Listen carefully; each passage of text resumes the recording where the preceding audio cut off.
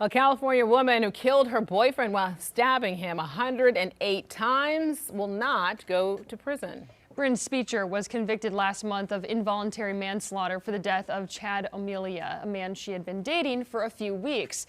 Officials say in 2018, Speecher went to Amelia's apartment where they both smoked marijuana. Investigators say she had an adverse reaction and suffered from what experts call cannabis-induced psychotic disorder. That's when she began stabbing Amelia 108 times, to be exact, killing him. She was facing years behind bars. Instead, she was given community service and 2 years probation, no jail time. Her attorney spoke exclusively to News Nation. He says his client did not get special treatment and that expert testimony proves she wasn't aware of what she was doing. Bryn had no underlying mental illness or impairment. So it wasn't that.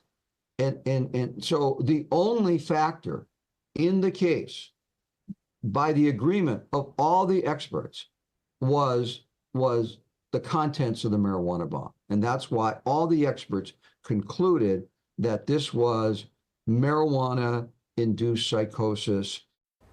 All right, let's bring in Chief Legal Analyst Rhodes to talk about this. I mean, was this a different kind of weed?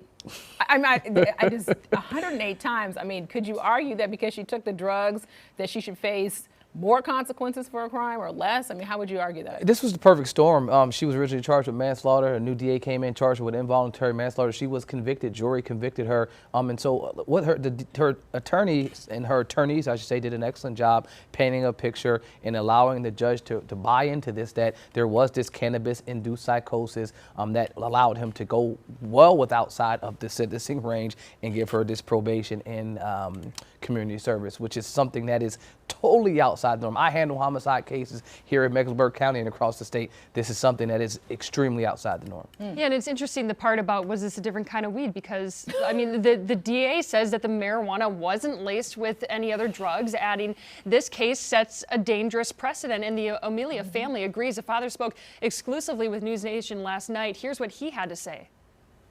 I did in the courtroom express at one point, I said, "You, sir, have just given people a license to kill. That's what you've just done."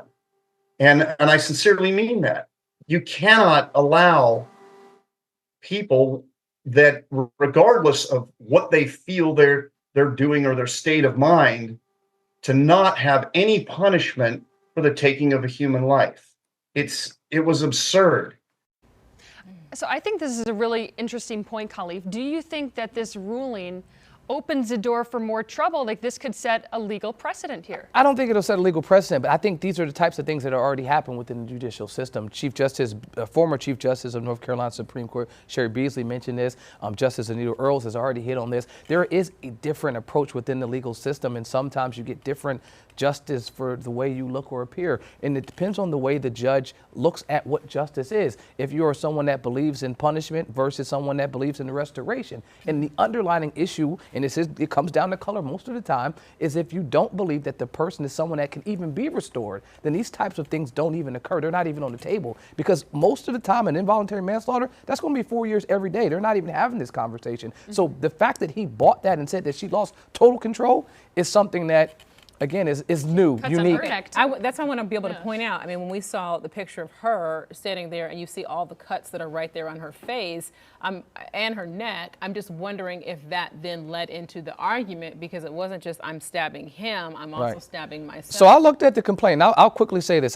She killed this individual. She stabbed herself, killed the dog. There were a number of things that happened there. So this was a total mess. But what I would say is that qualifies for involuntary manslaughter. The conversation isn't her conviction or being guilty of involuntary manslaughter. It's the sentence for the judge. That's discretionary. Yeah. He had discretion to either sentence her to 5 years, 1 year, 2 years, 3 years. He chose probation. That's the argument. The argument is, how did we get there? It'd be interesting to see the history of the judge too, and what they've given to other people as well. It seems off the mark for sure. Yeah. All right.